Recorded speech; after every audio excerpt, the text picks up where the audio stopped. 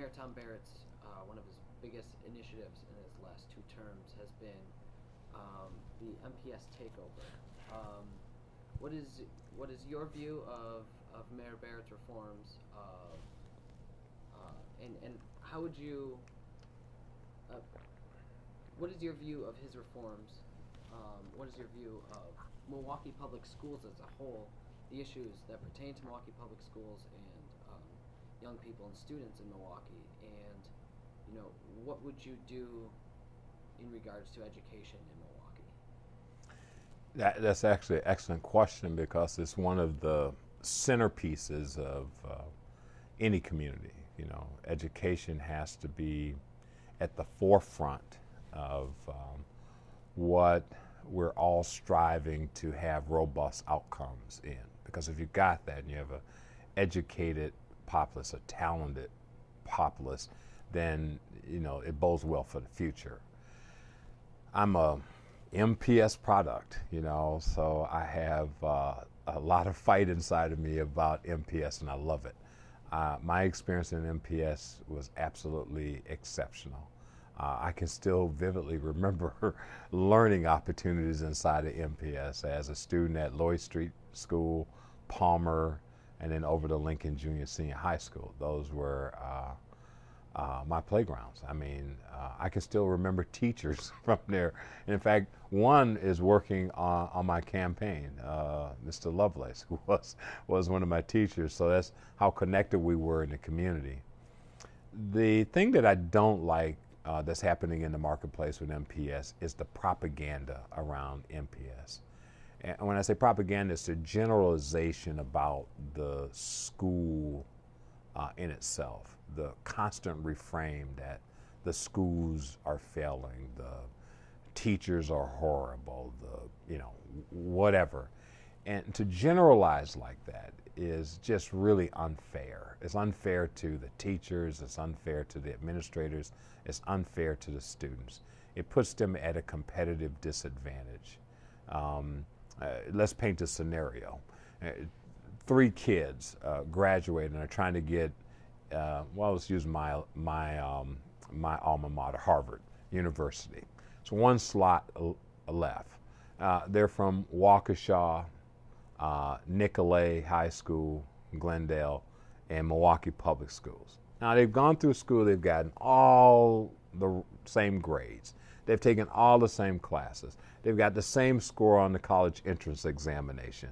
They've done all of the same extracurricular pieces. And that committee that's got to decide who gets that one slot has to now look at subjective information in order to make that decision.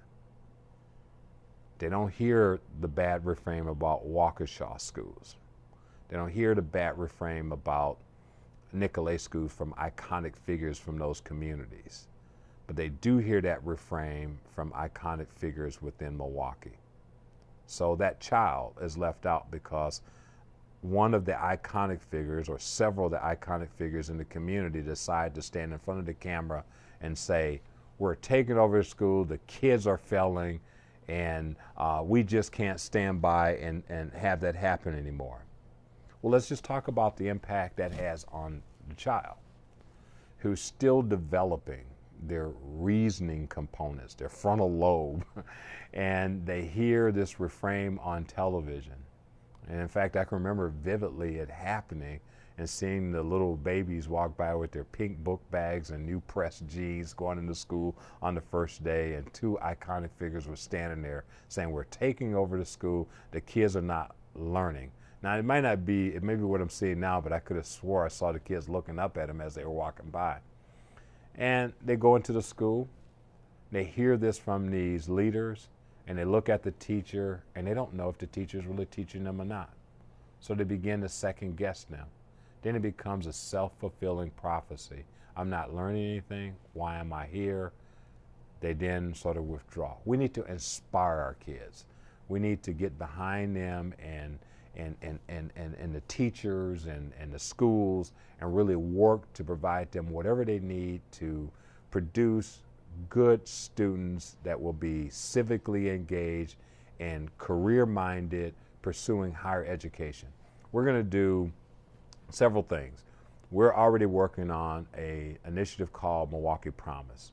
And what that is a separate organization, but it will raise roughly about $25 million that will be endowed to pay for 7 years of higher education for any student that graduate from MPS and get admitted into a higher education setting in Wisconsin.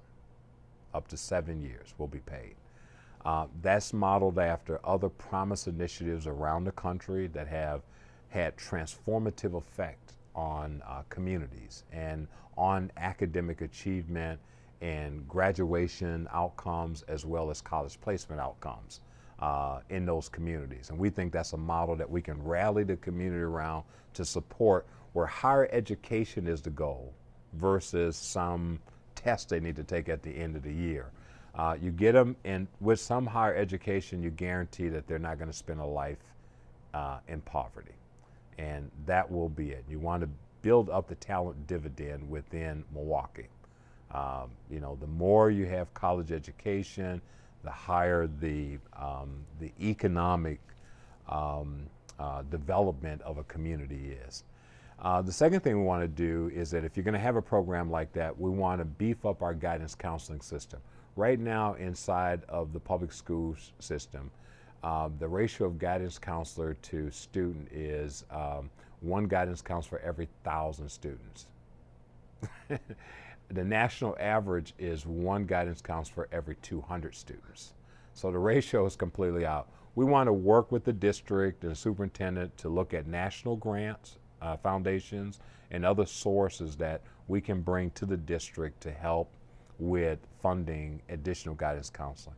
We also, because of how whacked out the whole healthcare system is right now, our children need that, and I'm going to work with our health department and look at external resources through grants and other federal sources that we can attract to beef up the nurses within the schools as well as social workers.